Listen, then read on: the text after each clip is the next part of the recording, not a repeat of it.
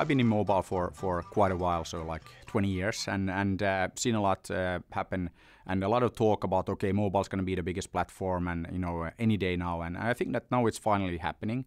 And Angry Birds is really the first example of a brand that has been created on a mobile side, and it's now going everywhere. So it's really becoming a household name, and that hasn't happened on mobile before, but I'm convinced that we're going to see a lot of that.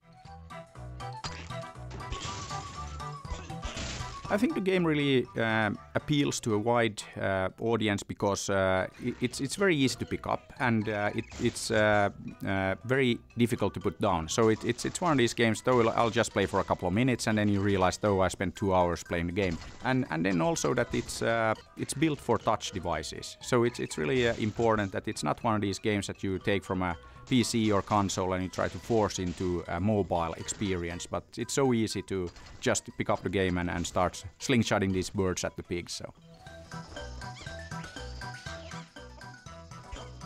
when we built Angry Birds, it was a very, very analytical process. So it took 8 months, and we really looked at all the games out there and what makes for a successful game. Not only great experience, but also, of course, great monetization. We wanted to keep the model very simple, so we basically started with a paid-for download, 99 cents, and that seems to be the price in the App Store right now. So that's what we started with. And one thing that we're doing now, if you look at, we just launched the Android one, and that's 2 weeks ago, and we're just hit 5 million downloads, so we're extremely happy with that. So there's clearly huge demand for good games on the Android side. And there we actually decided to go with ad supported model, and that's something that actually works much better in our world now of keeping the game constantly fresh and up to date. So it seems to be a very good fit, and we're very happy with the monetization that provides us with. We didn't treat this as kind of like just a disposable app that, okay, you throw it out there and then, like some people download it and you forget about it. But we actually focus on retention. So we really want to build the audience and keep the audience. And that's why we've been doing free updates for the game since the beginning, every 4 weeks or so. And when we do an update, about 80% of the people who ever downloaded the game since December last year do the update. So it's a pretty high number.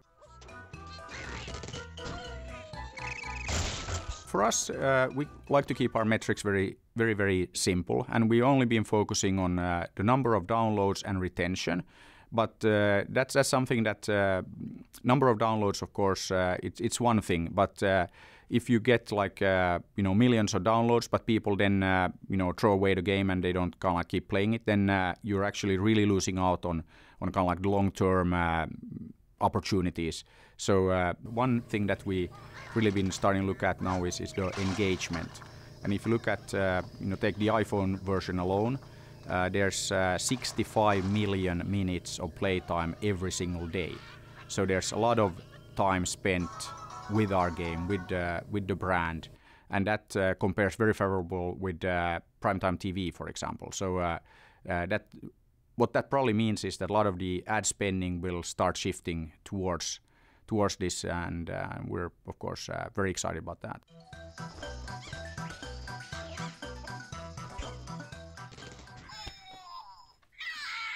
So yeah, we're coming out with a line of toys as well, and this is actually the first one. Let's see here, and it's actually pretty cool because it's a slingshot toy.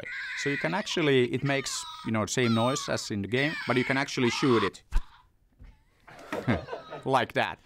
So that's something that you can now pre-order online. So there's a site called ToyWiz where you can find this, and you can also see ads for this in the game pretty soon.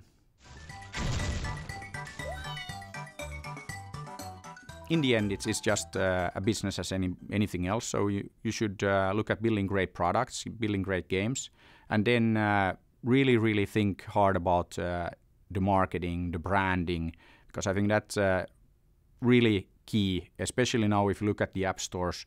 Those are the most competitive marketplaces out there. So you really have to think hard about how do you stand out, how do you differentiate, what can you do differently. So think about your marketing would be my advice.